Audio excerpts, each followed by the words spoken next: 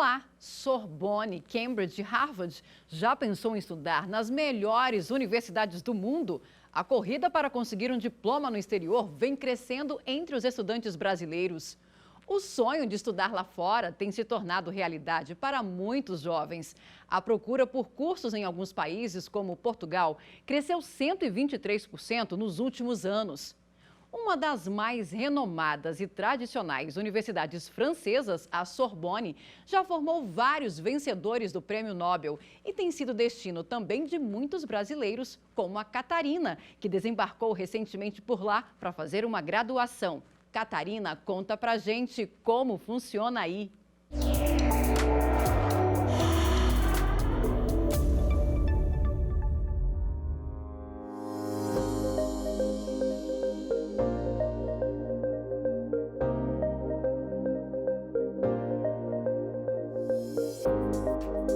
Oi, gente, eu me chamo Catarina, eu tenho 18 anos e eu cheguei aqui na França tem 2 meses para estudar na Sorbonne. Eu estou fazendo letras português. E todo o meu processo para chegar aqui na França eu fiz através da Campus France Brasil. Eu tive que reunir alguns documentos para fazer a candidatura aqui na Sorbonne, pois o processo para entrar é um pouco diferente do Brasil. No Brasil, normalmente, a gente só faz uma prova, que no caso é o Enem ou um vestibular, e a gente entra. Aqui não, aqui é necessário você mandar uma carta de motivação do porquê que você quer entrar na universidade. Também reuni todo o meu histórico do ensino médio e fiz uma prova que se chama DELF, para comprovar o meu nível de francês, que no caso é B2. É obrigatório você ter o nível B2 para vir estudar na Sorbonne, ou B2 em inglês, dependendo do seu curso. E além disso, também é obrigatório você entrar em uma faculdade no Brasil e mandar o comprovante de que você conseguiu entrar através de um vestibular. Então, eu entrei na UNB pelo PAS e mandei o comprovante para a Sorbonne e, enfim, eles me aceitaram. A Sorbonne é uma faculdade pública aqui da França, uma das melhores. E para entrar aqui, a única coisa que eu tive que pagar foi uma taxa que é obrigatória para todos os estudantes, mesmo os europeus, que foi um valor simbólico de 170 euros, que a gente paga todos os anos. Algumas faculdades aqui na França podem cobrar a mais para os estudantes que não são europeus, mas a Sorbonne, ela cobrou a mesma taxa para todo mundo. Nós temos direito de trabalhar com visto de estudante, mas com uma carga horária reduzida para não atrapalhar os estudos. Outra coisa diferente das faculdades francesas e do Brasil é que aqui nós temos uma semana de férias a cada 1 mês e meio de aula. Ou seja, eu comecei a estudar agora em setembro e já agora na primeira semana de novembro eu vou ter uma semana de férias. Aqui nós podemos faltar apenas 3 vezes, sem nenhuma justificativa, pois se você faltar mais de 3 vezes, sem ter estado doente ou sem ter outra justificativa, você vai estar reprovado na matéria. E para falar sobre esse assunto, convidamos o professor e mestre em Direito, Pedro Bucchi. Doutor Pedro, seja muito bem-vindo ao Como Funciona Aí. A gente viu a Catarina falando aí sobre o processo seletivo para ir para a Sorbonne. Aqui no Brasil, a porta de entrada normalmente é o Enem e é por meio dessa nota que muito estudante está indo para Portugal. O que aconteceu? Qual a explicação para esse boom de estudantes aí para Portugal? Bom, Marina, né, o que acontece, em regra, né, um fluxo muito usual para todos os países, e não apenas para Portugal, é que há um movimento cada vez mais crescente dos países, em especial Europa, Estados Unidos, Canadá, Austrália, em receber e buscar atrair estudantes internacionais. Isso é um motivo, é bem simples, né, o envelhecimento das respectivas populações, então se busca, né, atrair cérebros, pesquisadores de outros países em que há ainda assim, né, uma maior, né, um crescimento demográfico mais intenso, como são os países da América Latina, e vai ser a situação do Brasil. Portugal vai estar dentro desse contexto, né? Então, em 2014, vem uma lei específica e que vai aceitar e permitir que as instituições de ensino superior de Portugal aceitem o resultado do Enem. Então, a partir de 2014, né, houve essa flexibilização e facilitação. Então, o estudante brasileiro que faz o Enem, isso faz parte do seu cotidiano, ele pode utilizar o resultado do Enem para aplicar em Coimbra, na Nova Lisboa, Lisboa e assim por diante. E o estudante também tem a possibilidade de fazer uma parte do curso aqui no Brasil, outra parte em uma universidade no exterior, que é chamada a graduação sanduíche. Como que está essa regulamentação dessa graduação dessa forma? A dupla titulação ela vai ter, né, dinâmicas distintas a depender do momento em que você esteja no seu curso. Então, na graduação, a dupla titulação, invariavelmente, ela é prevista num acordo de dupla titulação entre duas instituições e que nesse acordo vai ter disciplinado e regulamentado o período em que o estudante pode ir para lá, né, para a instituição parceira, ou em que, né, poderemos receber o estudante internacional. É o entry point, né, o exit point. Então, temos vários modelos, 3+2, 4+1, 2+2, ou seja, eu faço 2 anos aqui, 2 anos lá, 4 anos aqui, 1 ano lá, 3 anos aqui, 2 anos lá. Então, o acordo prevê, né, um momento de elegibilidade para que o estudante de cá ou de lá possa fazer essa mobilidade, e aí tem um momento de acreditação ou equivalência dos componentes curriculares. É um movimento muito, né, flexível e autônomo. O cuidado que se tem que ter é que a exigência e os requisitos curriculares de cada instituição de ensino sejam respeitados. Então, se faz essa equivalência, cumpriu-se as disciplinas obrigatórias na instituição de ensino de acolhimento, o aluno, ao final, sai com duplo diploma, tanto do país de origem como do país de acolhimento. No âmbito da pós-graduação, é mais fácil e dinâmico. Invariavelmente, aí vem, né, o doutoramento sanduíche, né, as pesquisas em regime sanduíche. Eu preciso mais de um acordo entre orientadores ou co-orientadores em relação e que venham a compartilhar o mesmo objetivo de pesquisa. Eu posso ter meramente, né, o resultado, né, atestado ou um reconhecimento de que eu passei um período pesquisando em Sorbonne, por exemplo, ou até mesmo prever ao final e ao cabo que eu vou ter um duplo diploma de doutorado, por exemplo. Então é importante, antes de aplicar ou for escolher essa universidade, saber se existe um acordo entre essas duas instituições, né? Para não acabar não perdendo a oportunidade de fazer todo esse trabalho e no final e ao cabo não ter um resultado esperado, né?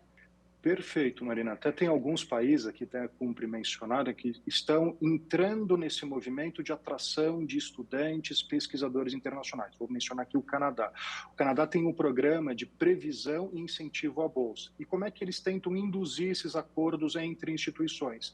Eles abrem um edital global e aí aquele aluno interessado, ele, né, pleiteia a bolsa e ele é incentivado a procurar o departamento de coordenação internacional, como é o meu caso, para que eu, enquanto departamento internacional, celebre uma parceria com uma universidade canadense. São mecanismos indutores para gerar essa rede de pesquisa e ensino. Vamos voltar para a França. A Catarina vai contar para a gente agora alguns direitos e deveres de quem está matriculado na Sorbonne. É com você, Catarina.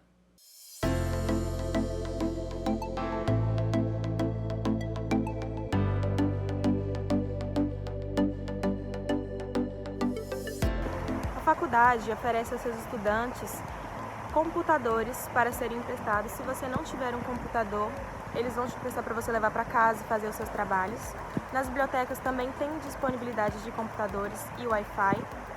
Tem muitas cafeterias dentro do campus e, além disso, temos o restaurante comunitário, que cobra R$ 3,30 a refeição, mas que é bem completo, tem entrada, prato principal e sobremesa. Além disso, estudantes de até 26 anos têm desconto nos transportes. Existe um cartão anual que você pode usar quantas vezes você quiser, várias vezes ao dia, em todos os tipos de transporte. Metrô, trem, ônibus e tramway. E fazendo os cálculos, dá um total de 95 centavos por dia, que é o desconto que eles dão para os estudantes. Além dos descontos nos transportes, também os estudantes com até 26 anos entram de graça na maior parte dos museus Também temos descontos nos cinemas e algumas marcas de celulares ou de planos de internet oferecem desconto para os estudantes. Além disso, a Sorbonne também oferece uma grande variedade de esportes. Todos os estudantes têm direito a fazer um esporte por semestre. Tem vôlei, futebol, musculação, yoga e até mesmo arco e flecha. A Sorbonne também disponibiliza para os seus estudantes um serviço de medicina preventiva e promoção de saúde, onde nós podemos ir lá falar com médicos, psicólogos e até mesmo tomar vacinas, se nós estivermos precisando. Então, caso você queira vir estudar aqui na França, entre em contato com a Campus France Brasil. Eles têm um site onde tem todas as explicações e muitos guias.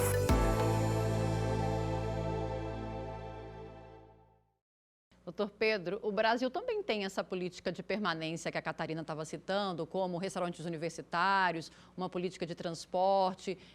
Como que funciona hoje aqui no Brasil essa política? O estudante estrangeiro, ele busca também ter conhecimento e acesso a informações básicas como custo de hospedagem e custo de alimentação. Então, uma boa política de permanência busca oferecer hospedagem, né, as residências universitárias ou de instituições conveniadas que sejam acessíveis ou que eu tenha uma política de alimentação, né, de baixo custo em relação à alimentação estudantil.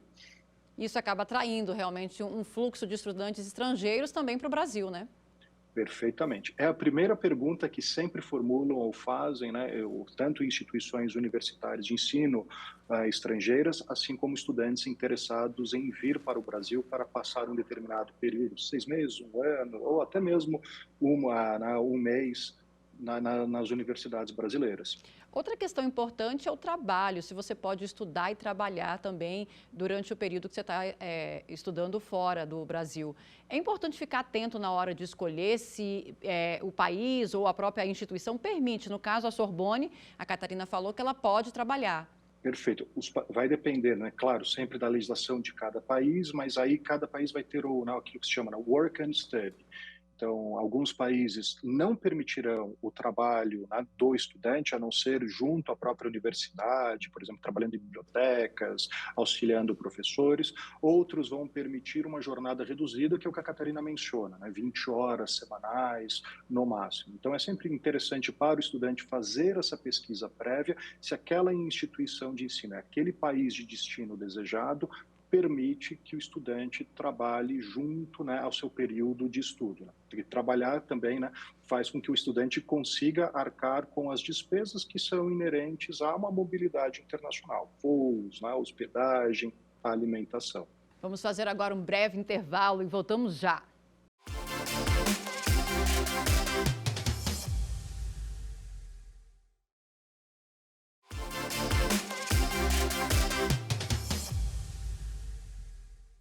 Agora nós vamos para os Estados Unidos, para uma das mais requisitadas universidades do mundo, Harvard. O Pedro está lá na condição de pesquisador, depois de passar também pelo mestrado. Pedro, conta pra gente como funciona aí.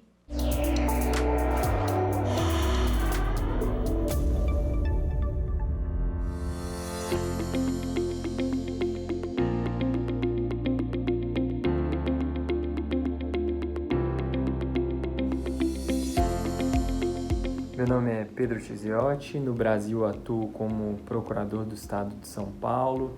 Em agosto de 2021, portanto há 1 ano e 2 meses, me mudei para os Estados Unidos para cursar o mestrado em Direito na Universidade de Harvard.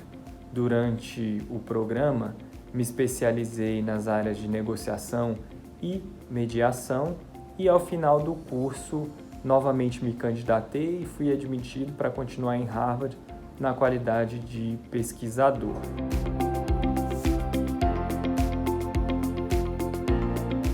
Um dos grandes diferenciais aqui da Universidade de Harvard é o investimento massivo nos alunos, nos professores e infraestrutura. Do ponto de vista de infraestrutura, ela não se dá apenas em relação às salas de aula. Ela se dá também no campo desportivo. Há muitas quadras aqui da melhor qualidade para as mais diversas práticas esportivas, há piscinas, diversas academias e também ginásios. Do ponto de vista da infraestrutura da Faculdade de Direito, a faculdade tem vários prédios e em todos eles há diversos tipos de sala de aula. Então, aqui na Faculdade de Direito há mais de 500 cursos e cursos de distintos, digamos assim. Então, há grupos de leitura em que são matriculados apenas 12 alunos, seminários que têm até 24 alunos e aí os cursos maiores que podem ter 50, 100 ou até 150 alunos. Outro aspecto bastante interessante aqui da admissão para o mestrado em Direito da Universidade de Harvard é que são admitidos por ano em torno de 180 estudantes de 60 a 70 nações diferentes do mundo. Mas, vendo aí o retrospecto dos anos anteriores, em média, são aprovados de 5 a 10 brasileiros por ano, que dá uma ideia aí, uma perspectiva de que a competição para ser aprovado aqui no mestrado de Direito em Harvard é entre os brasileiros e não entre os brasileiros e todos os outros aplicantes do mundo inteiro. Voltamos a falar sobre esse assunto com o professor e mestre em Direito, Pedro Bucchi. Doutor Pedro, o Brasil também tem universidades aí que se destacam tanto em educação e pesquisa no cenário mundial. Como que elas estão classificadas? Cada ano, né, temos dois grandes ranqueadores, o Times Higher Education e o QS. Ano vem, o número de universidades brasileiras classificadas tem aumentado. Em termos de ranking global, as instituições brasileiras mais bem classificadas alcançam o patamar de 200, né? Então, que é um patamar de destaque. Nos rankings latino-americanos, tanto do Times Higher Education quanto da QS, as universidades brasileiras estão sempre ocupando as 10 melhores posições na América Latina. Então, nós temos, sim, um destaque em termos de pesquisa e reconhecimento em métodos de ensino. E como é que fica a revalidação ou a validação desses cursos, tanto de graduação como mestrado, no caso que o Pedro está fazendo em Harvard, para esses estudantes brasileiros? A revalidação ela vai passar por um processo formal, administrativo, que hoje ocorre pela plataforma Carolina Bori, do Ministério da Educação. E aí nós vamos ter dois caminhos. Para a revalidação de cursos de graduação, as únicas instituições nacionais brasileiras que são autorizadas a revalidar são instituições públicas.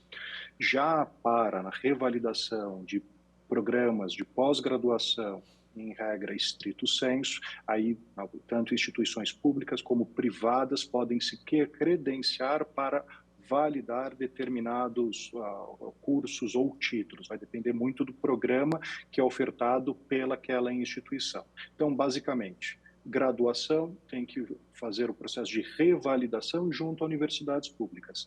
Pós-graduação, mestrado e doutorado, universidades públicas e privadas que ofereçam programas, na estrito sensu, com aderência àquele que será revalidado. Tem algum curso que esse processo é um pouco mais complexo, que pode dar um pouco mais de trabalho, que é importante o estudante aí avaliar se realmente vale a pena ir estudar fora? O que o estudante precisa saber? Se eu vou para um curso lá fora, cujo tempo, né, de ensino seja 2 anos e aqui são 4 ou 5, ele certamente terá dificuldade em termos de revalidação.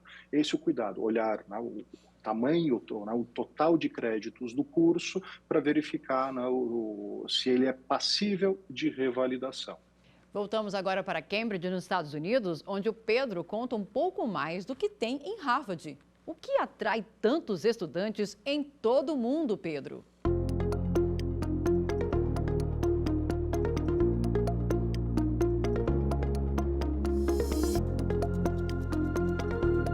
Cito o investimento nos alunos. Então, as aulas, como disse, com um número bem limitado de alunos, às vezes 12 alunos, como disse, nos grupos de leitura e 24 alunos nos seminários.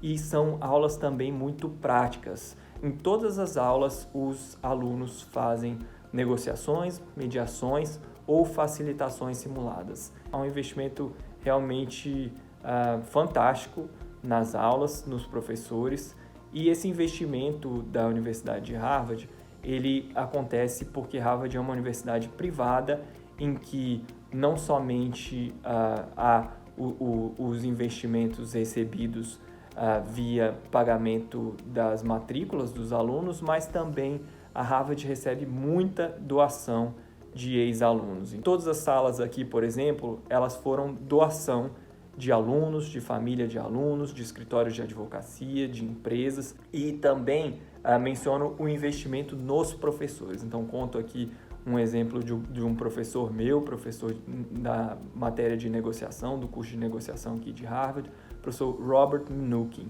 Ele conta que lecionou na universidade lá da Califórnia, em Stanford, que é uma das melhores faculdades de direito aqui dos Estados Unidos. Ele lecionou lá por 10 anos, de 81 a 91, até que em 91 Harvard finalmente resolveu pagar o seu passe, ele disse.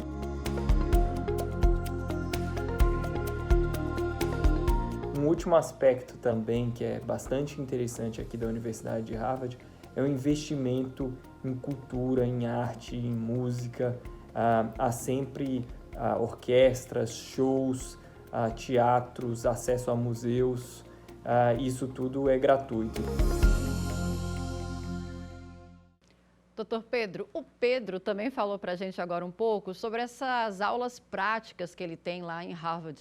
Essa é uma metodologia ativa usada aqui já no Brasil ou ainda a gente está se preparando para adaptar essa metodologia? As metodologias ativas têm se tornado cada vez mais frequentes nas instituições de ensino brasileiras. Claro, é um movimento mais recente, da década de 90, até mesmo que foi fruto de investimentos de fundações estrangeiras para que houvesse uma mudança de paradigma educacional no ensino superior brasileiro. A lógica é simples, né? Eu tenho que formar profissionais que resolvam problemas do mercado ou problemas sociais e científicos, né? E estamos falando de pesquisa. E não é propriamente aquela abordagem mais expositiva e teórica que vai resolver essas questões. Então, há uma tendência em, cada vez mais, as universidades brasileiras focarem o seu corpo docente e capacitação em métodos ativos. Mas as universidades estrangeiras já deram início a esse movimento há anos atrás, há décadas atrás, eu posso até dizer, né, PBL, Problem Based Learning, há séculos atrás. Então, isso acaba sendo um diferencial, como o Pedro destaca, quando ele decide fazer parte da sua formação em Harvard ou em uma universidade estrangeira. Uma curiosidade, o Pedro contou aí que lá em Harvard muitos ex-alunos e até escritórios de advocacia acabam financiando os laboratórios e salas de aula da universidade. Isso poderia ser possível aqui no Brasil, uma vez que as nossas universidades são públicas? É possível. Existe já a legislação que busca criar esses mecanismos de incentivo, a lei do bem, a lei da informática, as próprias fundações de apoio que foram criadas para dar maior dinamismo administrativo às universidades públicas, permitiriam essa relação sinérgica com o setor privado e com a filantropia. Acho que aqui a grande questão é a questão de cultura. Então, nos Estados Unidos tem-se uma cultura de filantropia incentivada por uma política tributária, né, de ter uma exigência maior em impostos de doação do que acontece no Brasil. Então, lá há mecanismos de incentivar essa cultura de filantropia que aqui poderia ser ainda maior. Agora, para a gente encerrar, gostaria que o senhor pudesse deixar uma dica aí para o estudante que está sonhando em viajar para fora, em estudar em uma universidade fora do Brasil. Planejar. Então, o processo de mobilidade internacional, ele tem uma etapa, recomenda-se, é algo em torno de 6 meses a 1 ano, seja para me preparar em termos de documentação, carta de recomendação, ou até mesmo a preparação de cultura e de idioma.